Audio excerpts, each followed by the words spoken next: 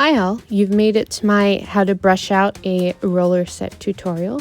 If you don't know how to do this set, I do have another video. You can ask me for it and I will send it your way for prepping your hair. But since all that good work is done, this time we're just going to talk about the most basic way to brush all of this out. I did not show all of the products that you're going to need for this just because everybody likes different things, but I will be using a brush. You can use just any kind of normal brush. Denman brushes are preferred by a lot of people because you can really curve it around the head, but I have a lot of hair, so I need a bit more surface area than a Denman brush usually has. So you'll see here that I am taking out the rollers row by row. This is particularly important if you have very thick hair, slightly less important if you have hair on the finer side, but this will keep it from getting extremely tangled as you are brushing it out. And you'll see as I work that it still happens a little bit just because, again, a lot of hair. But if you do what I'm doing here by taking each row out, finger combing through all of the curls first, then you want to take your brush. There she is. And the biggest tip I've got for you here is just to brush around that thumb. You really want to be thinking of molding your hair. This will work for a page boy, for a fluff curl at the end, whatever your goal is. The main thing that changes is if your hair is long. Oh, and here I dropped my earring.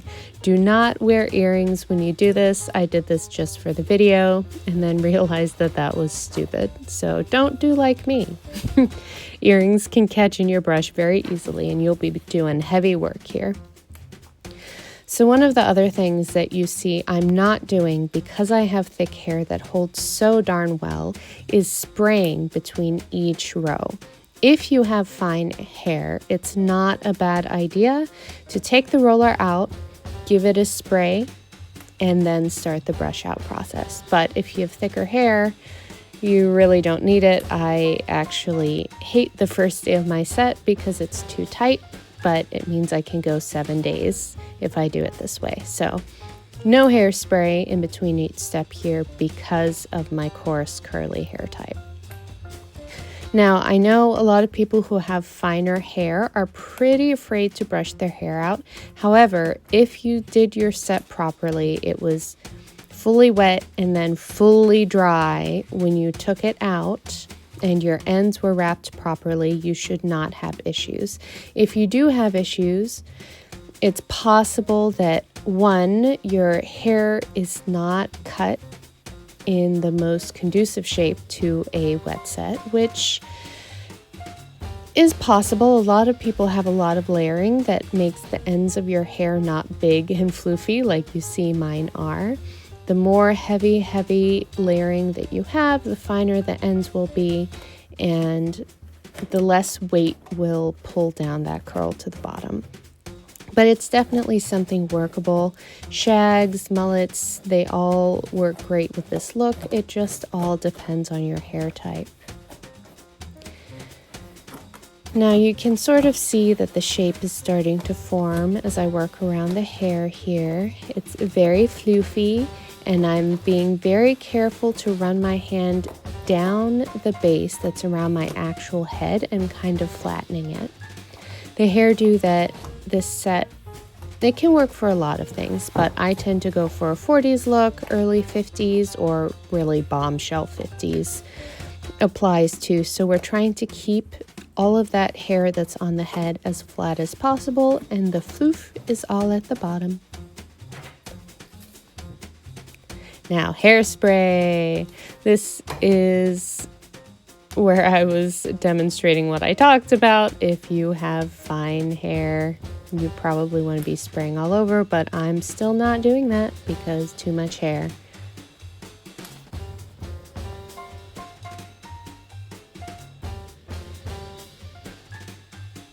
Now I've gotten to the top curlers. If you watched the last video, you know why we put these bobby pins in. Just remember they're there and slide them out.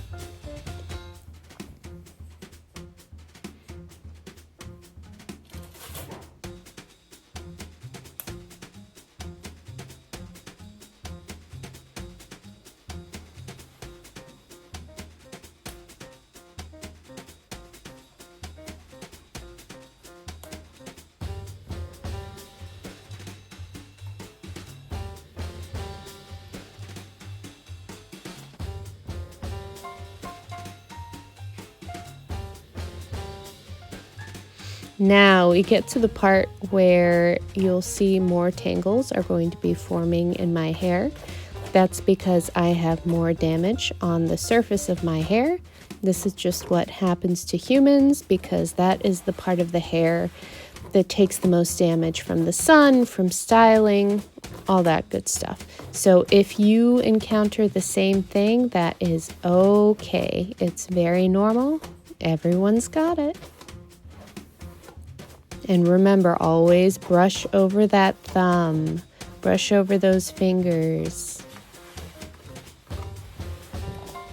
You can definitely not brush quite as aggressively at the end. And it'll give you a bit more of a curly look, but your hair will separate a lot more throughout the day if you don't make this effort.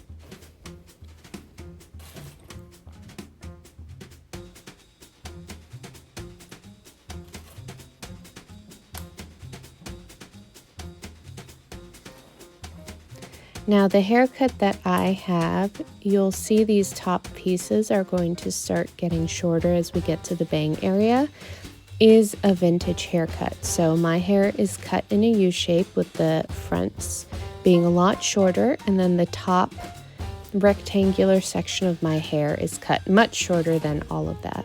This is so I can do a whole different slew of bang things, but this is also what helps give that vintage shape, so you still have the weight at the bottom for that fullness, but can do fun things up top and do a swoopy bang, a curly, straightforward bang, whatever you'd like.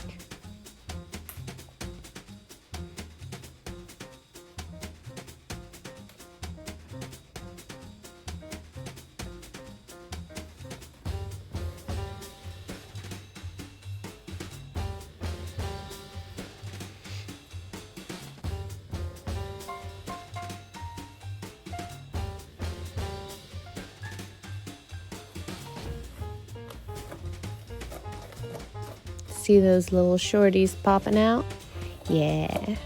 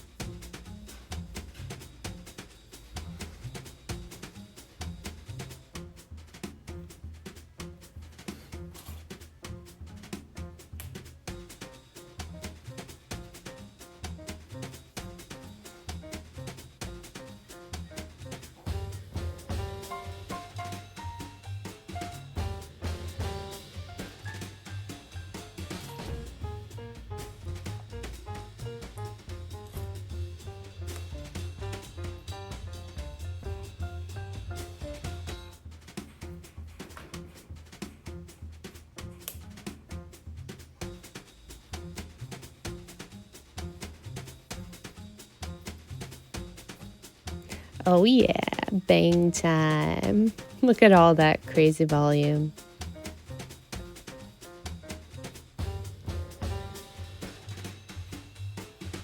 And I find a real good knot in here for this one. Just pick it apart if that happens to you slowly, like I do it. Focus on the bottom and softly pull it apart, and it will be okay. Do not panic.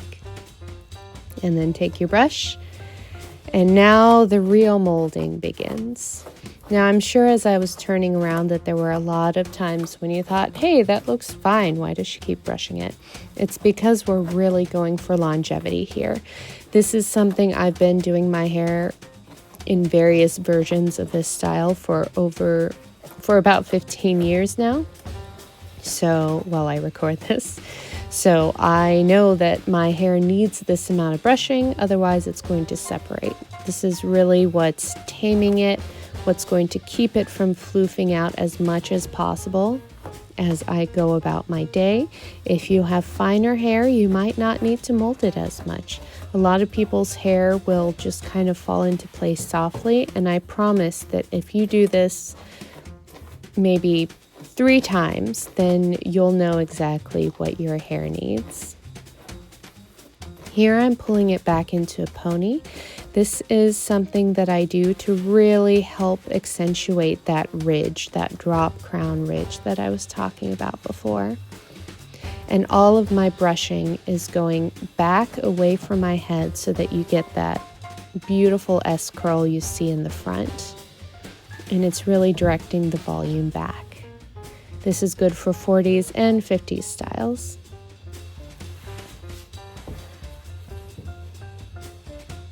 Now we're very round from the front.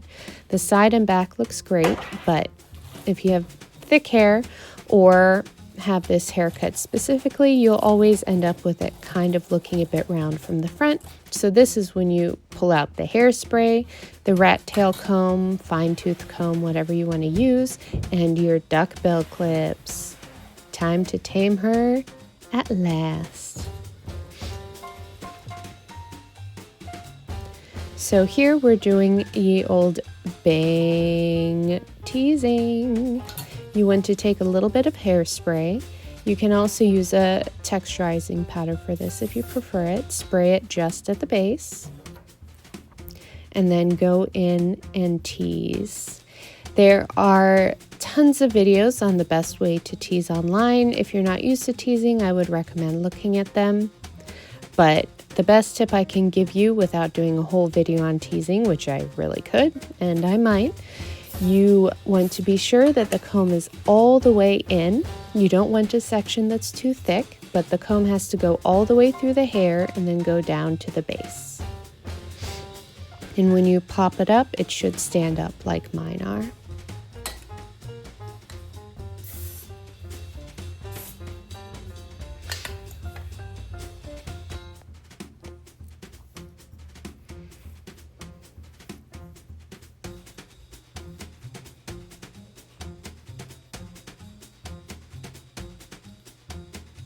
And when you're teasing your bangs, you generally want to do the whole section on the top.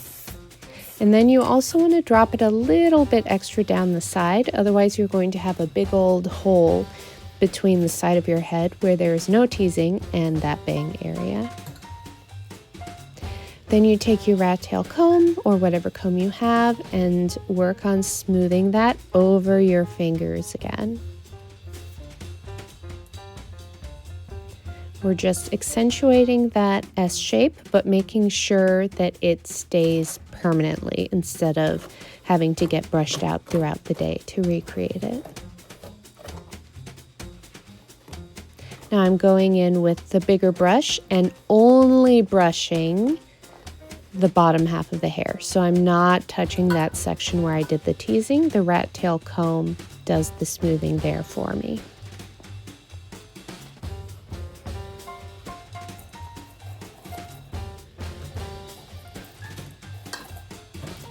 Now I'm going to grab a duckbill clip and you're going to place one right at that base there.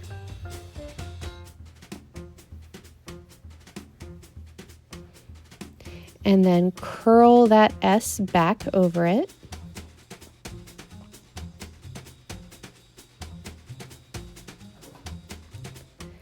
And place another clip at the base where you see that curl kind of swooping over the hair in a finger wavy way.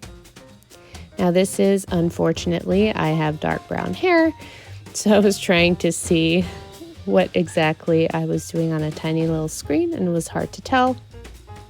But the goal is to accentuate that S shape.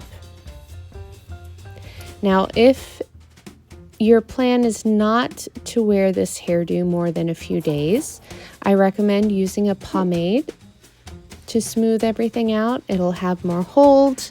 There are a bunch of different brands. A lot of people like Suavecita.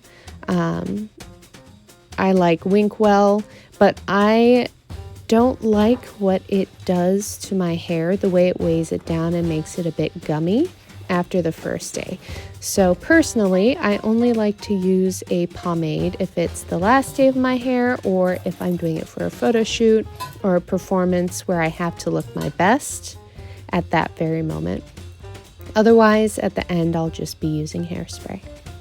But you see, I'm continuing to almost pretend like that's a finger wave through there. It will not really look like a finger wave when we take all the clips out, but that's what's giving it the longevity.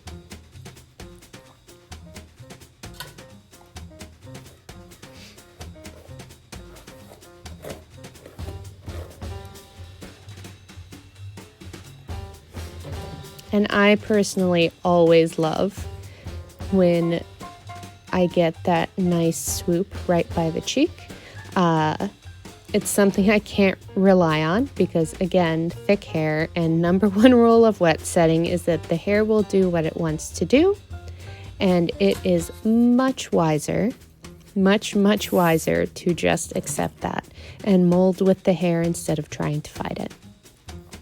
So here I'm going into the other side of the part, and I'm actually only taking one section. Sometimes if I feel like there's a hole under it, I'll take two sections and tease, but it's really not that necessary. It's just creating that strong base so that, again, over time, she will survive. And same process as before. If this is the main day that you're wearing the hair and your hair is either fine and you know it will only last one day anyway, go in with the pomade. But if you have coarse curly hair, at least have a light touch, because otherwise it's going to make it a bit funky the next few days. Duckbill clips and hairspray are your best friend. And when I use hairspray, you'll see that it's a working spray and not got to be or hard hold, anything that's more intense. You can use those guys if this is the one day that you're wearing your hair like this. That's great. I personally like having as touchable hair as possible, and I wear my set for 7 days. So no hard hold, only things I can brush through without creating crazy buildup. Now the back you could leave like this, but you can tell every time I turn around, if I haven't brushed it recently, it poofs out and I don't like it.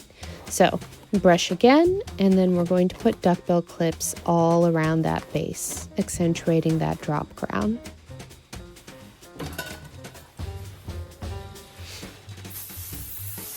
Now we're giving it a good hairspray, the first real proper hairspray. I've given it all over, and I'm going in with that fine tooth comb, and this has to be a fine tooth comb, and combing through to push down any knots to the floof, and again accentuate that beautiful drop crown, so indicative of the time.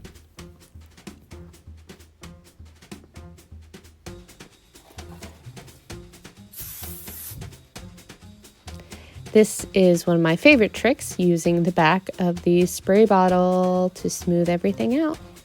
I do this again after the comb because the comb does break the hairspray down. It just kind of pushes it into the hair a little bit more. And then the hairspray bottle trick will make sure that you still have some spray on the surface. And again, this is only a working light hold hairspray.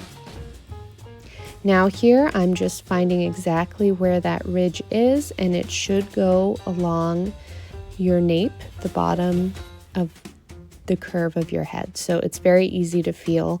You don't have to be too nervous about this. When I first started styling my hair, I always plopped up a mirror behind me so I could see the back of my head as I was doing this. And it, again, 15 years of doing this, so I'm well practiced and don't need a mirror. But do not feel weird if you do.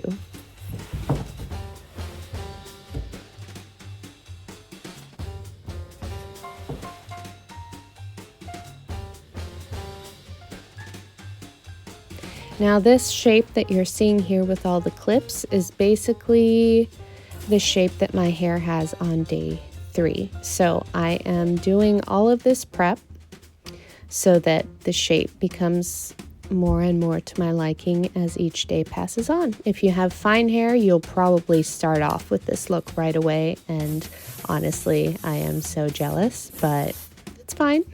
It's fine. All hair types have their positives and their negatives. Now you just wait. This is usually when I'll go brush my teeth, put my lipstick on. You want that hairspray to dry fully, put my earrings back on, and pretend like I never had them on in the first place.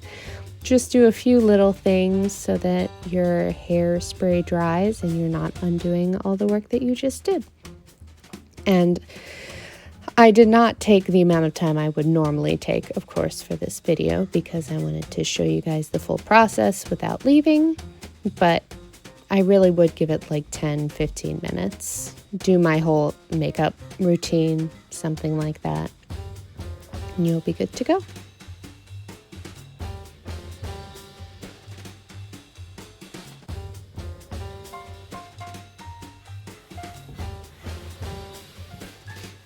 All right, so here's the finished shape. You can see floofy at the bottom, as flat as possible at the top. And I didn't show you this trick just because you obviously don't necessarily need it, but depending on the texture of your hair or how much damage you have on your hair from the sun, blow drying, heat tools, whatever, it's kind of useful to have on hand a curling iron of any size, and then you can just kind of rub the curling iron down from your part and smooth out anything at the top that's frizzing. But it's really not necessary. Of course, it's a step that adds more damage. But if you feel like you have a bunch of tiny little baby hairs, flyaways, whatever, in my opinion, instead of using a pomade that's going to gum up your hair, I prefer to hit it with the teeniest bit of heat. Just makes things a bit better overall, but I say that as a girl with curls. You can see how much flatter it is going through this whole process than it was before.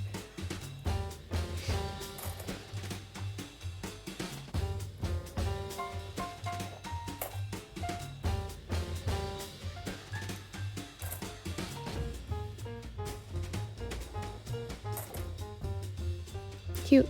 And then when you take it out, you'll kind of use your fingers to see anything. Oftentimes the hair will catch on a clip or something, and it's fine. It's fine. We're not going for a smooth heat set look. We're going for an accurate vintage look.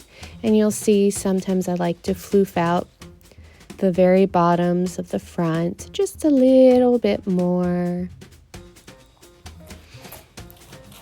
And then when I turn, you'll see I have that beautiful, floofy, soft, wet set shape. Thank you for watching.